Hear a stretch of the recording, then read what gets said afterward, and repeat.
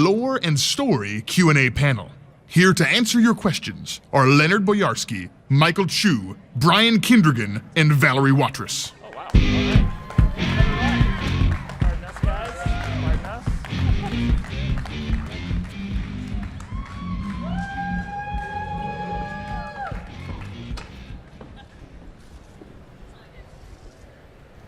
All right. Hey, BlizzCon. I'm Brian Kindrigan. I'm the lead writer on Diablo III Reaper of Souls. And I'm going to ask everyone on our panel to introduce themselves before we get to the questions. So let's start with Leonard. I'm Leonard Boyarsky. I'm the senior world designer. Hey, I'm Michael Chu. I'm a game designer and a writer, and you can probably blame me for some characters like the Monk, Witch Doctor, Covetous Shen, and Zoltan Kuhl. Hi, I'm Valerie Watrous. I'm a writer on Diablo. I work mostly on dialogue and characterization. Hello, I'm Justin Parker. I am the historian, or one of the historians. We mostly work with the lore that's gone before and trying to keep continuity as best we can.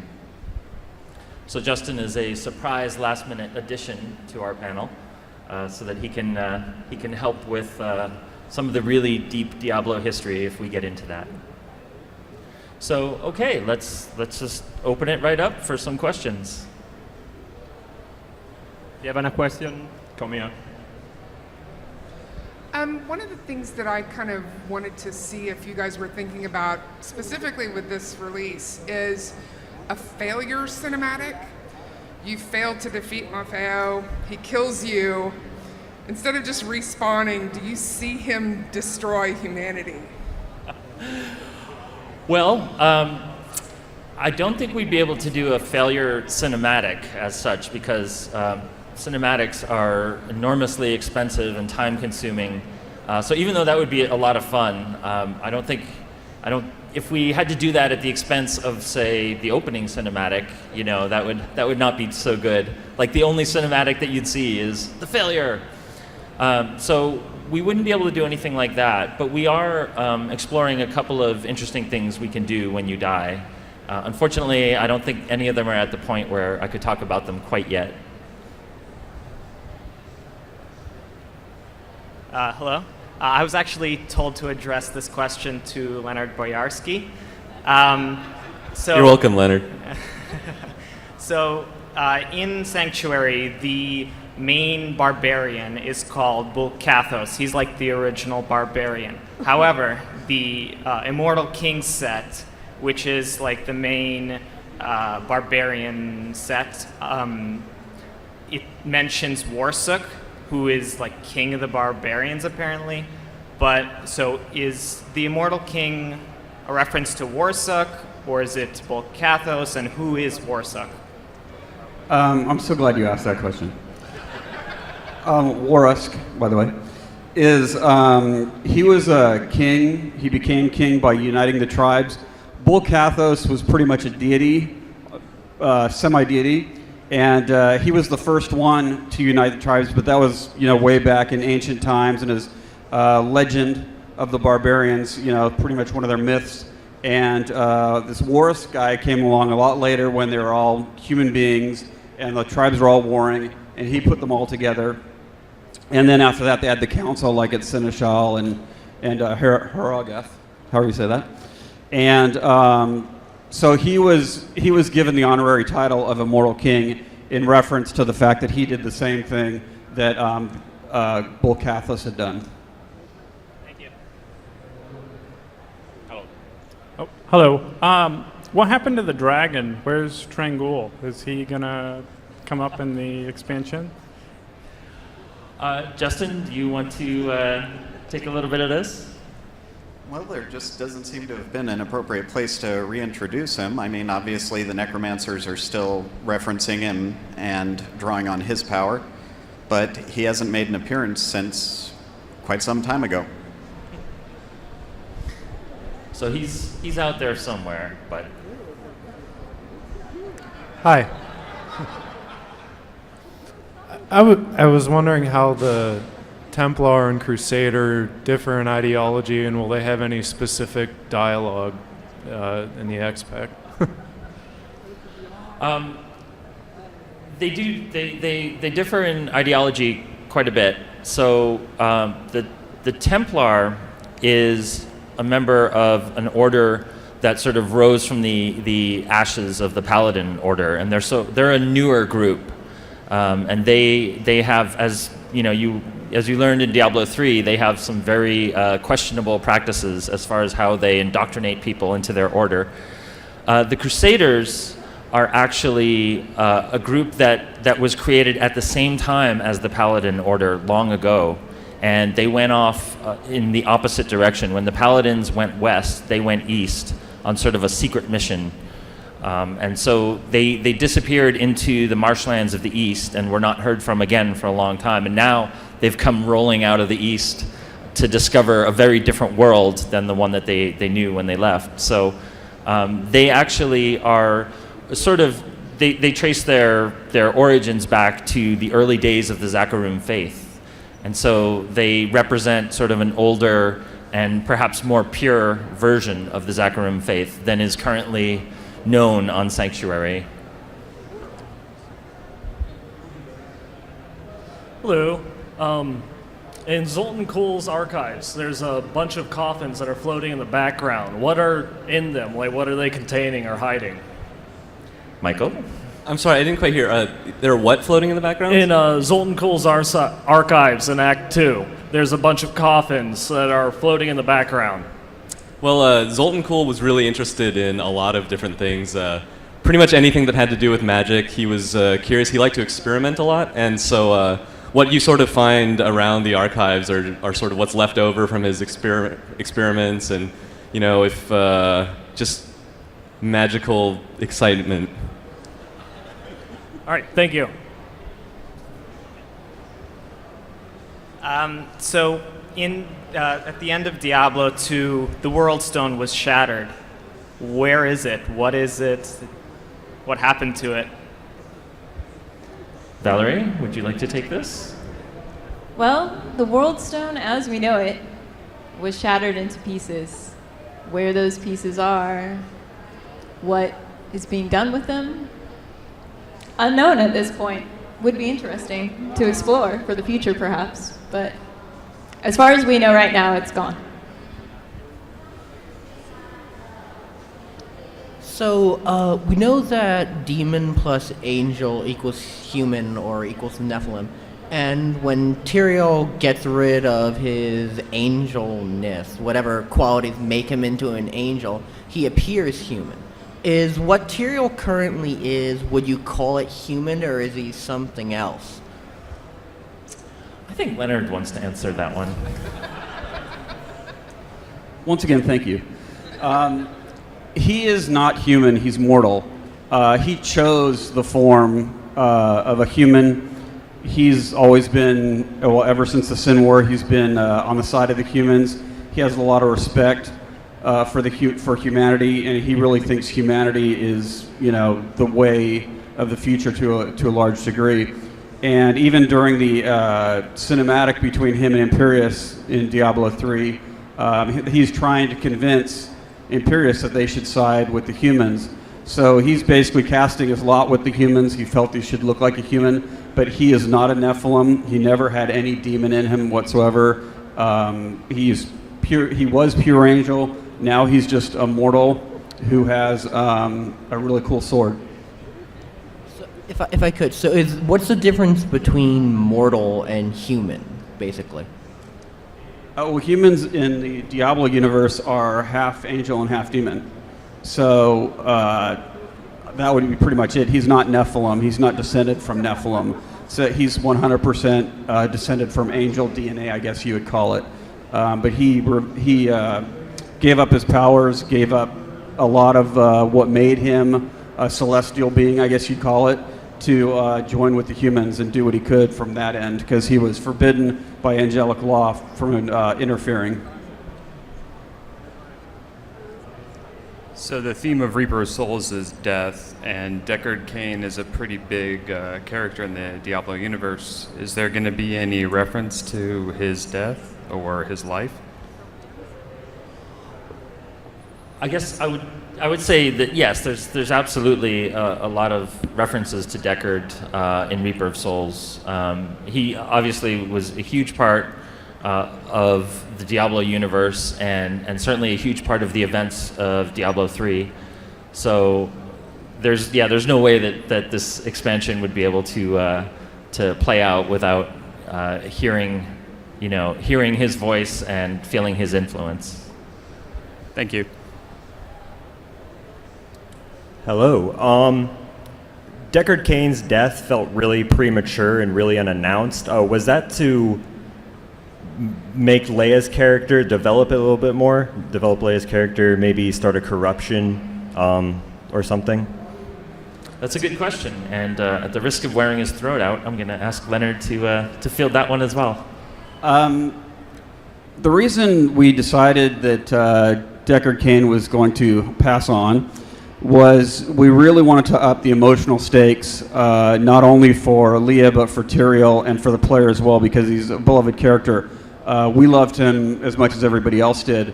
But I think you pretty much hit it on the head. It was to pass the torch. From a storytelling standpoint, he kind of filled the same role as Tyrael ended up filling after him. But there was a lot of... we meant for there to be a lot of drama and just emotional depth with the fact that he had passed on, and this is what was kind of moving them forward. And a lot of the stuff, I think there's kind of an undertone of the fact that he might have figured out a lot of what was going on if he had been around. So it was doubly tragic that he had passed on. Thank you so much. My question is, we know what Tyrael in humanity is going to do in response to this, but what is Imperius going to be doing to this? In response to Malthael? Yeah, absolutely. Oh, all right. That's also an excellent question, and I'm going to ask Michael to address that. Well, I think it's definitely a big deal in heaven that all this is happening, and a lot of the different factions are going to sort of react in different ways to all the events. Obviously, Tyrael has a more human-centric focus because he's really bet on humanity as being like this best hope for the future. Imperius, of course, is not quite as big a fan of the mortals as Tyrael is. So he's very much going to be a representative of that other perspective.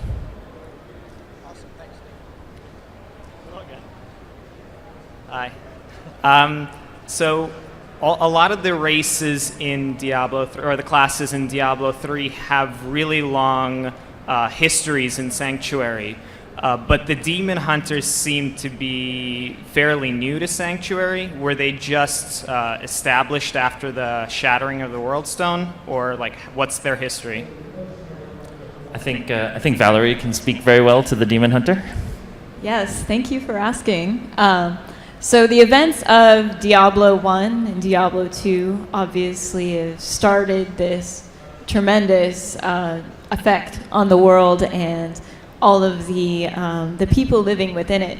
And as these demon attacks were happening when you were playing Diablo 1 and trying to defeat the forces of Diablo, other people were noticing, and like our hero demon hunter, their lives were being affected, their families were being slaughtered, and these people want vengeance. So they gathered together, they went to the north, to the Dreadlands, and they started training because they knew these things were out there, these monsters from the night that maybe not everyone believes in. And they were ready to fight and to work and to give whatever it takes to take them out.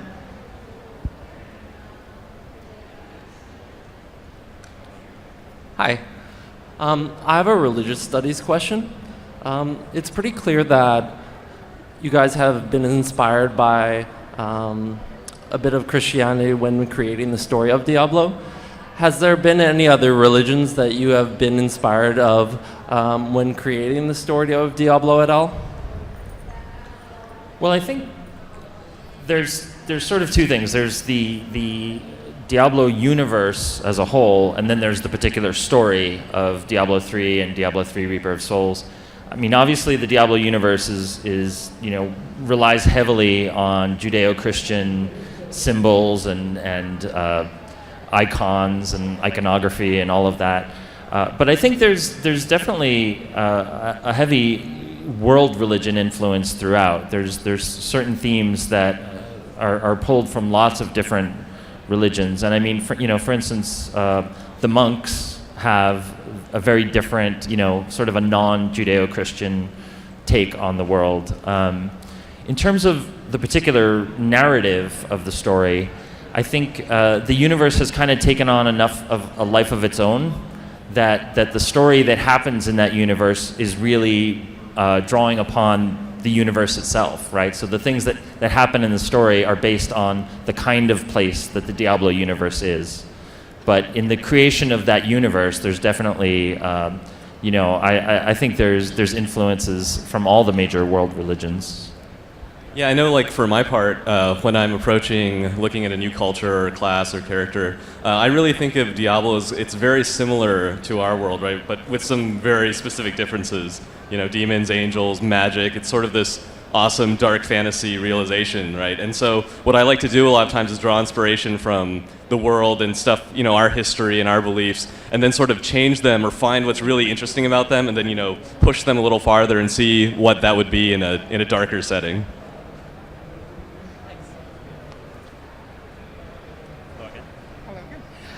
So I wanted to ask you about Leia's soul. Tyrael kind of alluded to the fact that, he hoped that maybe they could be able to have saved her. Are there plans to kind of give us as players the ability to maybe go back and redeem her soul?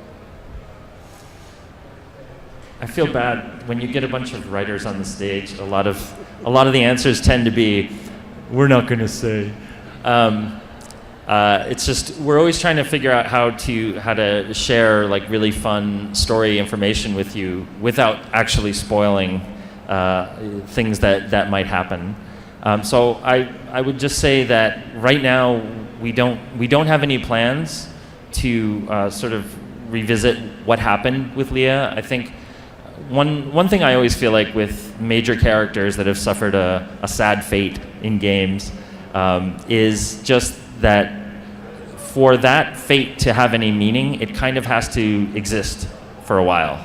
I worked on StarCraft for years, and right after Wings of Liberty came out, everybody asked us, when is Tychus coming back, And the answer is, if he came back right away, then it wouldn't mean anything. So Leia is definitely, on our radar, but we're not looking at doing anything with her right now. So I read through the Book of Tyrael on the plane here, and I know also in the cinematic you released, there's a lot of talk about the Nephilim ruins under Westmarch, and that got me thinking. Are the Nephilim, we've talked about them as just kind of like a race of powerful beings. Did they have a culture that's distinct from the cultures we see on Sanctuary now? Was there more than one Nephilim culture? Did they have unique architecture? Did they have, writing, or were they a pre-literate culture? Is there anything you can tell us about the lives of these incredibly powerful beings? And then maybe when they noticed their power going away, did that affect their culture in any way? Absolutely, that's a great question. This is one that I feel like almost everybody on this panel probably has some good stuff to contribute. So I'm gonna kick it to Justin to start, and then invite the rest of these crazy folk to jump in. Well, for starters, at the Drowned Temple, when they realized that their power was fading, they were obviously scared enough to make deals, panic, hide out. As far as the multiple cultures go, they were around a long time ago. It's hard to tell. I know in some things it makes it seem like it was very brief, but that was to angels and demons, who were at very least very long-lived, if not completely immortal. As far as the actual details of the cultures, I'm going to throw that back to... I'll jump in here. Well, the ancients were the first Nephilim. So if you think of Bulkathos versus Vasily, or Finsakely, however you say that version of his name, they had very different cultures. They were technically brothers, but they developed along different lines. Bulkathos, I don't think any of them were pre-literate per se, because they were, it'd be a very strange childhood, but they were raised by angels and demons, and angels and demons are very intelligent creatures in different ways. So they did each have, there were a bunch of different cultures. There's Esu, and there's Bulkathos and all the other ancients. And that did influence the different parts of the world that they came from, especially, I mean, the most direct correlation is from Bulkathos to the barbarians. Anybody else have anything to add? Good. Valerie, I think you've done some work on how the Nephilim felt when they started to become less powerful. Yes. So if you can imagine a race of people who begin at their golden age, essentially, and then everything goes downhill from there. That's pretty much what happened after Inarius changed the World Stone. These people who were used to their power and their knowledge, their children were born weaker and weaker, and some didn't survive. So it was just this crushing development for them, which led to the splintering of these civilizations and what was essentially a dark age for the people of Sanctuary, in which their powers were lost, this tradition was lost, and only now in the events of Diablo III is that power coming back to humanity. I also think in Reaper of Souls you will see a little bit more of the ancient Nephilim culture, and I think what's really interesting, the lens in which you see through at this point is they're this really ancient culture that's sort of related to us, right? But we have all this, they have all this architecture and the stuff they've left behind, and while it seems familiar to us because we share that bond with them, it's also sort of kind of weird and unknowable. So I think it's sort of, there's that aspect too that we really like to play up, the mystery.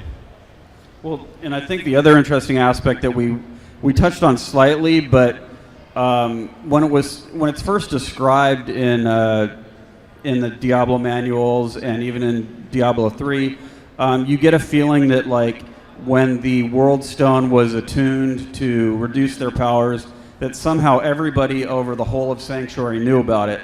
And that's just not the case in societies that don't have, there wasn't this big gathering where they said, hey, we're going to turn the World Stone down, you guys are all going to lose your powers. So some of the cultures knew what was going on, and some of them thought they were being struck by some bizarre plague, or they did not understand why their children were, sickly to them, which would be, probably still superhuman to us.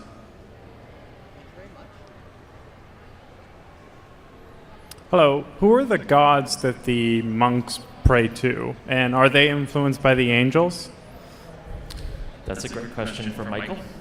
Yeah, so the monk has this belief system, right, that has tons and tons of gods, right? They see gods in everything. They're like, there's a god of the forest, there's a god of the river, there's a god of abstract concepts. They have just basically a god for everything. And sort of the intention, right, is that there's idea that there are these gods of order, and then there are also gods of chaos, which, if you're observant, you'll think there's probably some sort of similarity to kind of what's going on in the overall story of the universe. So that is intended. It's sort of like, I always like to think of it that the religion of the monks is that they sort of have this really small glimpse into, the greater reality, and that's sort of what their foundation, their beliefs are founded on. I think that goes for a lot of cultures. They kind of have, going back to the religion question from earlier, I think a lot of them, either from cultural knowledge that's been passed down, or just guys meditating in the hills and actually getting visions. I think they interpret.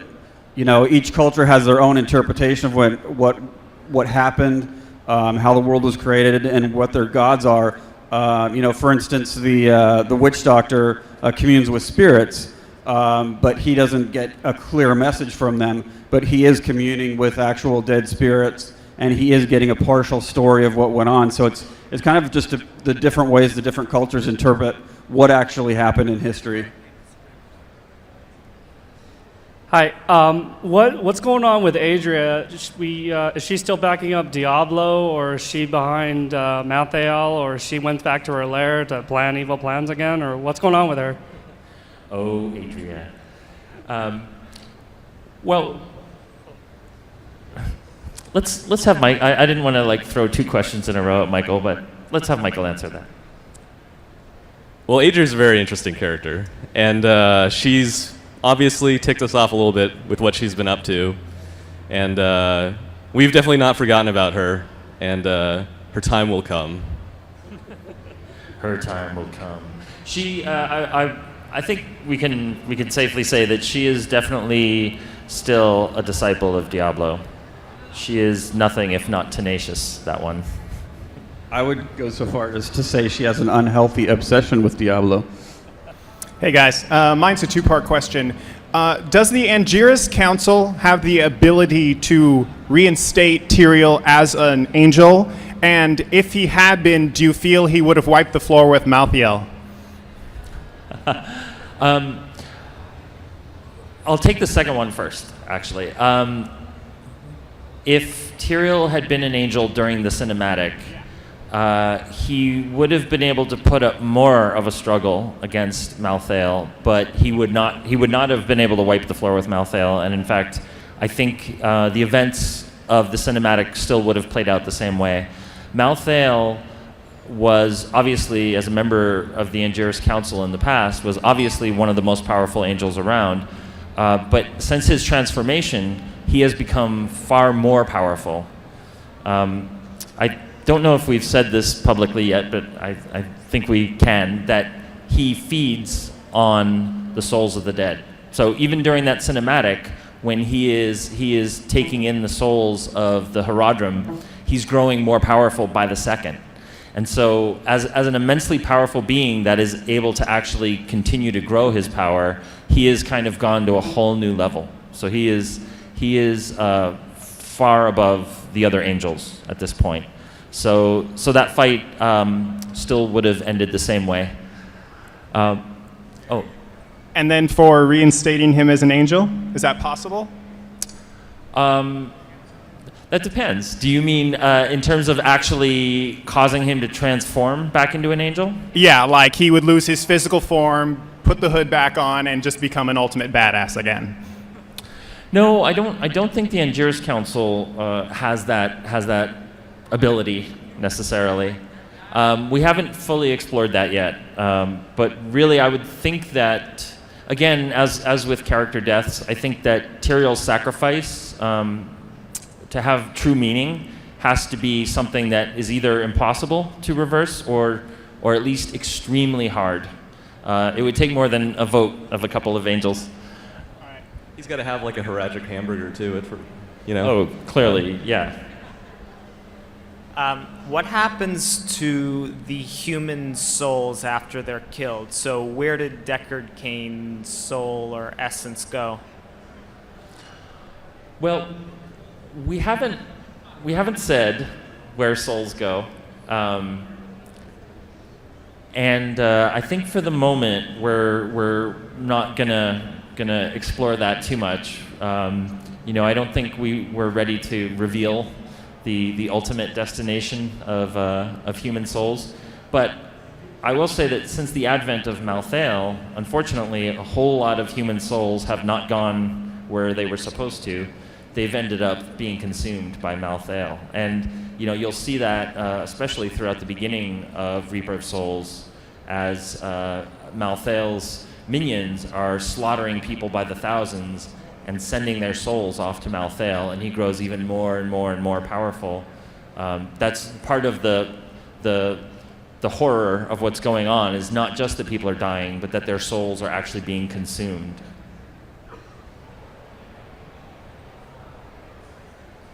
All right, so in the, excuse my voice, in the Diablo series, the hero or the player doesn't seem to really ever end up getting much love. In Diablo 1, he sticks the soul stone in his head, ends up being Diablo. In Diablo 2, you go into some portal, says Hero's End, and in Diablo 3, Tyrael takes all the excitement. So I'm wondering what happens to the hero, let's say in Diablo 2, he goes to Hero's End. First of all, where is he going? Because I kind of thought that maybe he should have showed up, and whatever character you picked in D3, you would have said like, oh, since you've been gone, all this has happened, we need you to be our hero again.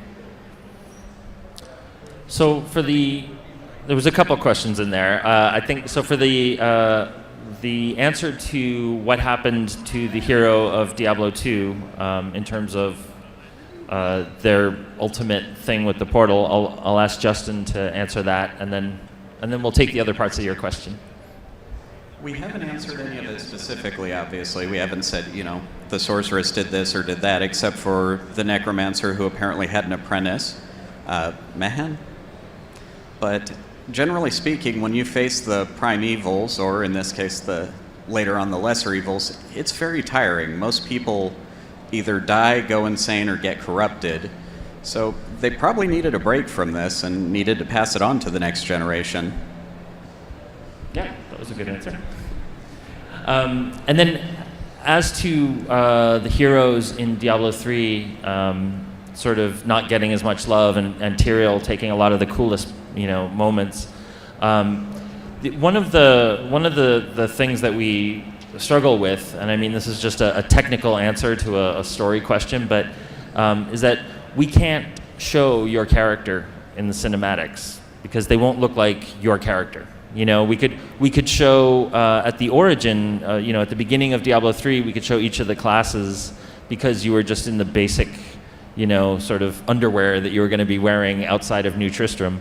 But once you start equipping your character, we want to make sure that if they appear on screen and you're seeing them do something in a cinematic or whatever, that it looks like your character and not just generic, female barbarian number 6. So we're not able to actually show your character, and that is a huge storytelling limitation for us.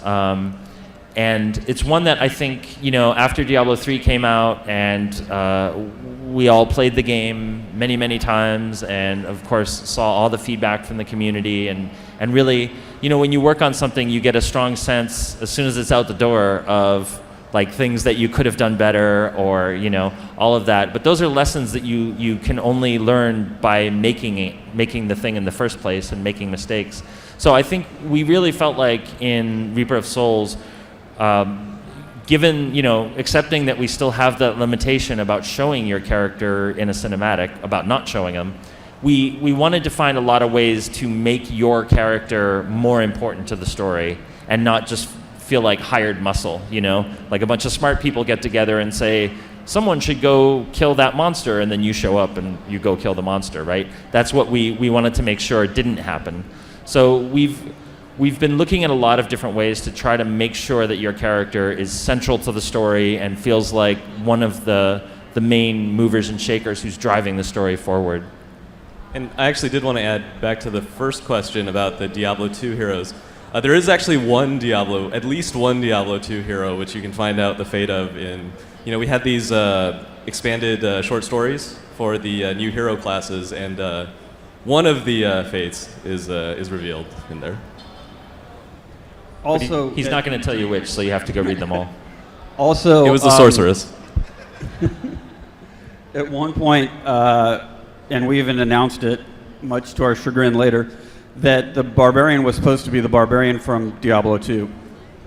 And as we were progressing and making the game, we just found that we had to explain so much differently for a character that had experienced it versus characters that were new on the scene, that it was kind of cluttering things up.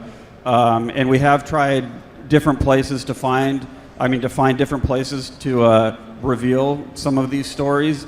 And just want to say it's something we're still working on and thinking about the best way to do it without interjecting these things kind of from left field out of the story. Yeah, I think you didn't want to constantly have something that the monk didn't know that the male barbarian does, and then the player, whoever's playing the male barbarian, doesn't get that explanation because their character should know that already. Hi guys, I have a couple of questions if you don't mind. The first one is for Michael. So Covetous Shen is a really awesome character. He's really interesting and seems to be mysterious. Do you have any more plans for him or any background to add in an expansion? The answer is absolutely yes. And I think Michael can elaborate on that. Covetous Shen is indeed a very mysterious character. I would actually go so far to say as his defining characteristics are either his mysteriousness or his hunger. But it's pretty close. Yeah, so we definitely love our side characters. We love the artisans. We love the followers, and we definitely plan on going into more detail in all of their backstories. Because obviously in Diablo 3, we just sort of started introducing these characters to you, and I think we can actually talk about the fact that there are going to be some adventures that you can actually go on with your follower characters, and I'm sure actually we'd all like to talk about them. So. I'll mention one of them is you'll get to find out a little bit more about Irena and the Prophet and the mystery of what happened to her sisters. And possibly Covetous Shen might get a little bit of fun too, but you'll definitely find out more about him. Yeah, there's that jewel he's been looking for. Something about that, maybe. He's looking for that jewel, and he probably wants to try out some restaurants in West March, though he might not have too much luck. But the key thing, I think, is that rather than talking to your followers and artisans and hearing about their backstory sort of after the fact, I mean, you still talk to them quite a bit, but their stories actually advance during Reaper of Souls, and you're actually able to go on certain adventures with them and sort of help their story advance. And I don't know if Leonard or Valerie, if you want to jump in and mention anything. Has anyone here wondered if the Thieves Guild will actually ever find you? Because I think they will. And the Templars, let's say, a little upset with the Order at this point, and he's fixing to do something about it. Sounds very cool. Which leads me to my next question, Kingsport. Okay, so the scoundrel has driven me nuts, always bragging about Kingsport. So when are we gonna see it? When are we gonna see Kingsport? Valerie, what do you think? Well, you get to go to Westmarch, which is very, very close to Kingsport. Unfortunately, you are very busy in Westmarch, so you don't quite have time for that side trip. But because you are very close to the scoundrel's old stomping grounds, you run into quite a bit of action concerning his story and his past, and certain barmaids with chicken feathers. I really think he might have been exaggerating how nice Kingsport is, too. It's been known to do that. It does have a lot of style, though. It's a bit of a dump, honestly. Hi. Originally, I wanted to come up here and ask about Skos Glen and Druids as a potential future class, but I came up. I'm gonna have to interrupt you because I can't hear you. Sorry. Is that better? Yeah. Yeah. Okay. Originally, I wanted to ask about Druids and Skos Glen, but I came up with something better. The End of Days prophecy. It is entirely dualistic in meaning, isn't it? It's entirely what in meaning? Dualistic in meaning. Like, people assume that the events of Diablo 3 Vanilla was the prophecy kicking off and Malthael is, Death shall expand his wings. But what if it's not? What if it's Tothamet after all the evils are reunited? That's a very interesting insight.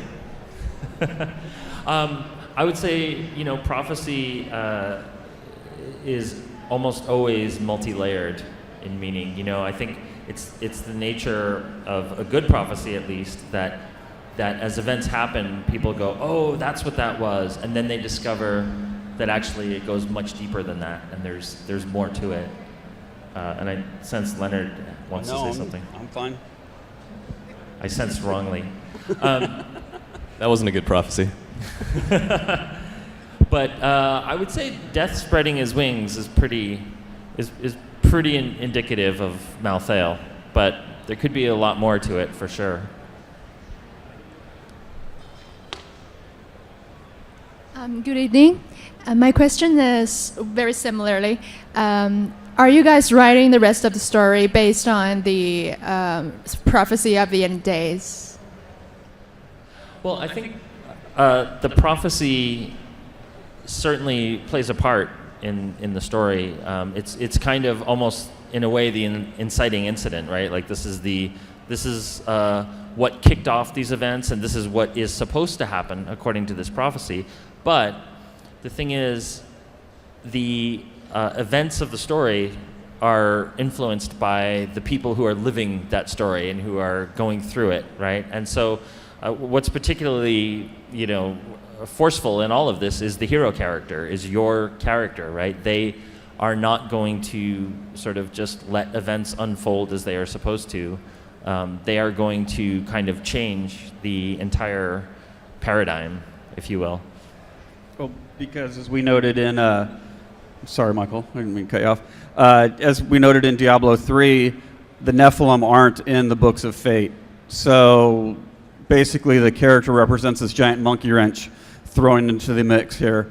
So who knows what kind of direction he's going to set it off, or she's going to set it off into. Michael? No, that was it. Good answer, Leonard. Same point. My second question is Inarius still alive? Inarius? Inarius? Or that's how I say it, but I'm terrible at pronunciation. Justin? Last we heard, he was still being tortured in hell, and while Mephisto has been busy for a good long time and then later a little bit killed, I'm sure he had someone to look after Inarius for him. He really didn't like Inarius. So unfortunately for Inarius, yes, he is still alive. Hi again. I wanted to get your opinion on there was some debate that came about Zoltan Kuhl's moral ambiguity. I wanted to know if you guys did that intentionally or what your opinion on it is, because when I play it, I kind of agree with him, and I'm like, maybe your plan wouldn't be that bad. But Right. I think Michael can speak to that. Yeah, so Zoltan Kuhl, this one does come up a lot. I guess at the basic level, it comes down to whether or not you agree to letting this guy, who is so dangerous that, the Harundrum had to, take him apart, they couldn't kill him, and whether or not you think that sort of giving him the keys to ruling the world is a good idea or not. I definitely think that what we were going for with that particular character was to sort of come up with this ambiguous character, though. At certain times, you really think, hey, he kind of has he's got a good point. I think that at his core, Zoltan Kuhl is all about humans. He's all about man. He thinks that, angels and demons are all, they can't be trusted. They don't have our best interests at heart. The only problem is that he may also not necessarily have all of our best interests at heart. Yeah, he thinks humanity is the best thing ever, but among humans, he thinks he's the best thing ever. So part of that equation is maybe not so good for the rest of us. But I think you're correct. We were playing with your mind. Yeah, I would say just more broadly, a lot of our stories in our games are obviously about a fight for survival and a fight against overwhelming odds. And a lot of times that broader struggle doesn't have room for a whole lot of ambiguity in it, because you want to be fighting against something that is, from your point of view at least, evil, right? But anytime we can find a place to introduce moral ambiguity, or even just more specifically, something where there's I guess I would say valid arguments all around, and it's a chance for players to think I maybe think this guy's not so bad, or to even argue with each other. We always love that. Anytime we can have people, sort of arguing with each other about what was the best thing to do, or who was right or who was wrong, then I think that shows a greater level of engagement with the story. Also, can you imagine if you had just let him go, he would be just following you around for the rest of the game, Reaper of Souls, always piping in, he'd always have some comment about something, and that laugh. You'd have to hear that laugh a lot. A lot. Hi. So at the end of the first game, well, Diablo 3 that is, you see in the cinematic the Black Soulstone falling out of heaven and kind of into, it looks like the ocean or something below. And in the beginning of the Reaper of Souls cinematic, you see Tyrael picking it up in heaven. What's the story there? What's the story on how Tyrael got the Soulstone? So it actually was, heaven is a tiered place, and it was actually falling off of one of the tiers, and just further into heaven and landed on a lower tier. And I know that that's not necessarily as clear as it could be, but really it's just tiers all the way down. And so the angels retrieved the soul stone because obviously they couldn't just leave it, lying about anywhere. And so as you saw in the beginning of the cinematic, they brought it into the council chamber and kept it there for safekeeping. And then we actually have a novel coming out that will detail Tyrael's journey into realizing that he had to reform the Herodrim and get the Black Soul Stone out of heaven. So there's an entire story there that happens between the events of Diablo III and Reaper of Souls. Oh, and it's called Storm of Light. Hello again. So the Book of Tyrael was just recently launched, and it is really, really good, and I really want to thank you for creating this resource. But at the end, or near the end, there's an encyclopedia that lists a lot of different characters that are important in Sanctuary. And some of them, that's the first time there's any mention, such as this Morbed, who is super powerful apparently. Are we going to encounter him in Reaper of Souls? I think Justin can speak to the Book of Tyrael. Morbid specifically will be appearing in fiction, not in Reaper of Souls. Was there other specific ones that you were questioning about, or? Where did Morbed get this amazing power? He has necromancer, druid, and barbarian traits. In upcoming fiction. So his story will be told. He had some of those hacked white items from D2, I think. And I'm glad you enjoyed the book, by the way. So when Tyrael ripped his wings off, he became human. Now, is that something that's only the fate of council members, or is that angels in general? And what would be the ramifications in heaven if the entire council de-winged? I think Leonard can... I hear Leonard laughing, so I'm going to ask him to answer that. We actually had a long discussion about that, and I said if all you have to do is take the wings off angels, that'd be a great strategy for demons. You get one in front of them waving their hands, and the other one sneaks up behind and tears off their wings. But the wings was more of a symbolic gesture. I mean, he needed to lose them to become human, but that wasn't mortal. That wasn't what caused it. That was a symbolic gesture. It was part of him shedding his angelic being, but that wasn't in any way, shape, or form the cause of it. And you were asking about the ramifications of... the ramifications if the entire council de-winged. Or even all the angels, I don't know. It'd be chaos. The world would get some really nice people, though. Sorry, mortals. And a couple jerks. Hi. So I noticed in the last panel that I saw that we're taking the fight to Malthael to the Pandemonium. So are we going to be visiting the Pandemonium Fortress that we saw in Diablo 2? Is that what that big structure is that we saw? Yes. We will go to Pandemonium and we will actually visit the fortress. One of the things that we're revealing about the fortress in the game is that it is a constantly changing structure. It's for a couple reasons. One, it has been owned by both angels and demons at times, and so whoever controls the fortress tends to put additions on it and remodel, if you will. So it tends to change appearance quite a lot. But also because it's a fairly mystical place. It's not just a giant building. It actually reflects the appearance of its current owner. Whoever is in control of it actually influences the appearance and feel and even layout of the fortress. So we will be going back to the fortress, but it will not look like the fortress did in Diablo 2. Hi. I was just wondering that Since Tyrael made the soul stones for the Horadrim to seal the 3 primeavals in, is there a reason that when the Amber Soul Stone gets shattered, Tyrael just can't make a new one?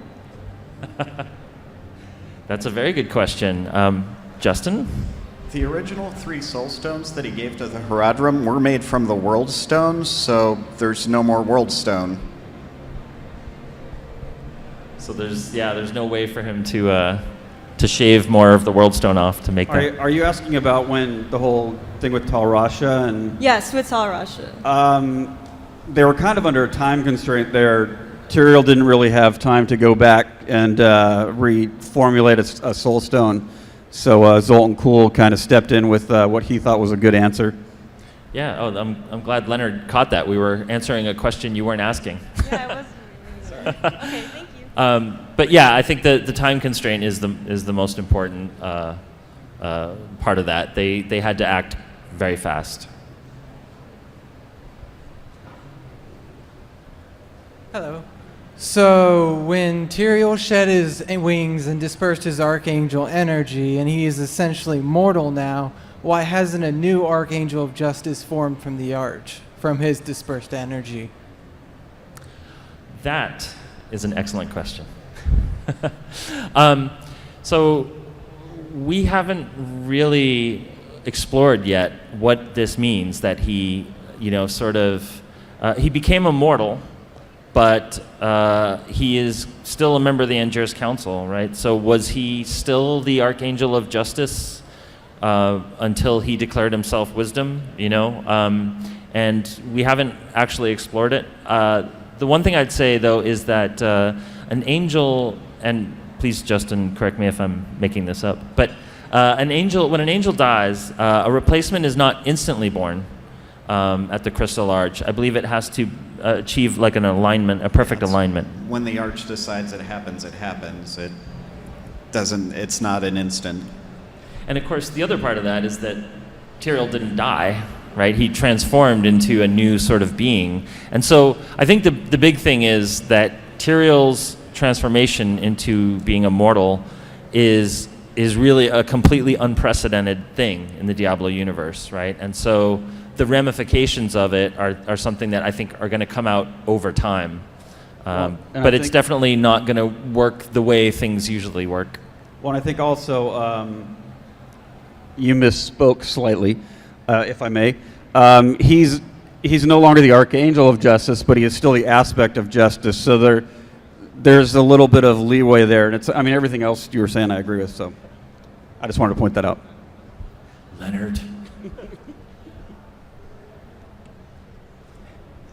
Hey there, guys. It's me, Leah. Hey, Leah. So I had a few questions. She's back. Hi, I know. You can't get rid of me. So, first off, in Act 1, I say I don't really know anything about demons. But in the order, I guess that explains it. But in Act 2, I talk about skeletons. Where's the logical leap there between me not believing in one and the other? And my second question is, how do I go to the bathroom in this? Because this is bundled up tight.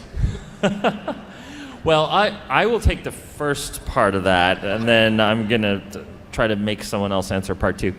For the first part, I think to us, because we live in a world, at least I live in a world where I don't run into angels and demons and skeletons all the time. To me, they're all one big thing, right? And so I think, well, sure, if I believe in walking skeletons, of course I would believe in demons. But there's actually no logical leap there, because if you lived in a world where you did encounter walking skeletons, say that you lived in a town that was being assaulted by the Walking Dead, right? You would accept that as a normal part of the world. But if you'd never seen a demon before, then that would be just crazy talk, right? Like you can actually believe in the thing that you see all the time and still not believe in something that you haven't encountered. I would actually interpret it slightly differently, in that I think the bigger issue is that she didn't believe in this overarching angels versus demons thing. The Vigeri, she knows, studying with Uncle Deckard about the Vigeri and how they summon demons or whatever these things are. It's just that her and a lot of other people just believe it's a chaotic universe. They don't believe there's any rhyme or reason to it. So it's more about her not believing what the demons are, as opposed to her not believing in their physicality or that they exist, if that makes sense. I was really hoping he was going to jump in to answer part 2. I was leaving that for Michael. Michael? I guess I'll say very carefully would be my answer as to how you go to the bathroom in that.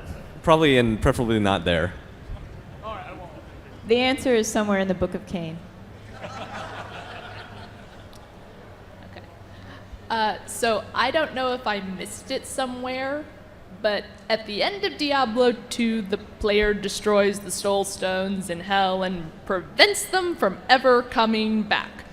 And obviously they always come back or you run out of games, but how do they come back?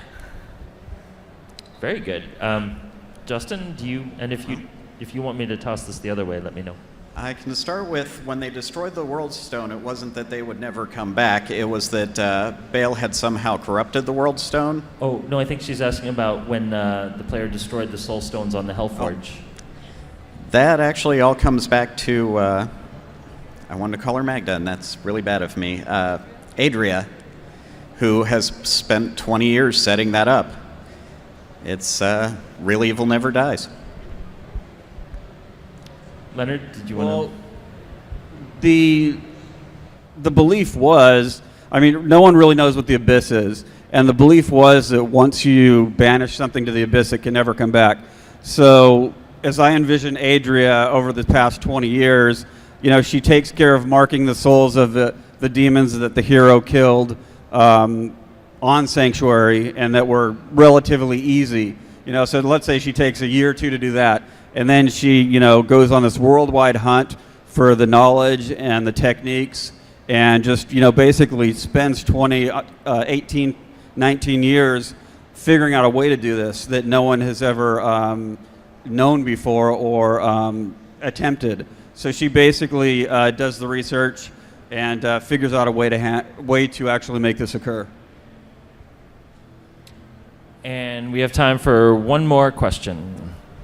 In the intro to Heroes of the Storm today, we see Tyrael paired up with Kerrigan. If Tyrael can't handle Mathiel, could he handle Kerrigan? Well, Heroes of the Storm is a game that sort of exists in a parallel universe. I think it's going to have its own logic and its own set of rules.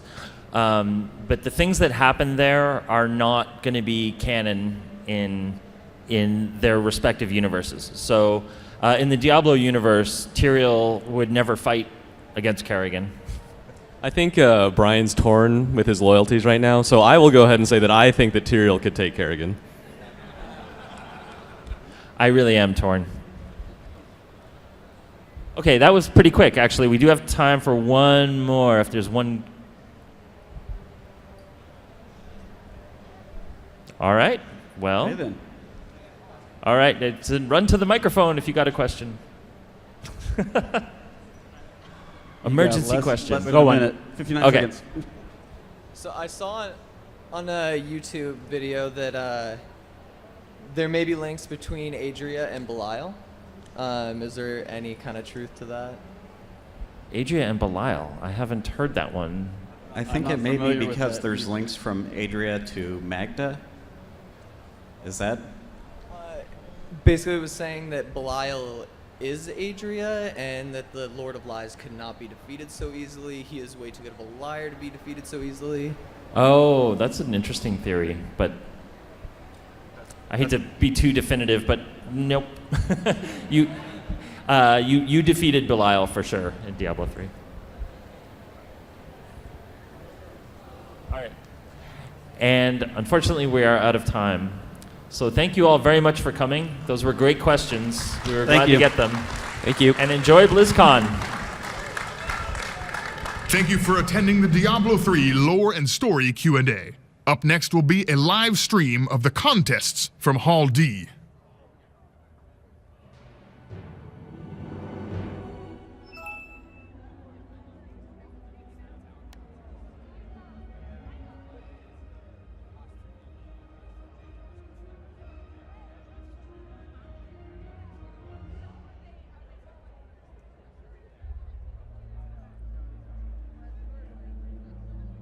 is Nova. I'm not acquired taste for me. This was a character that I didn't think I'd really enjoy.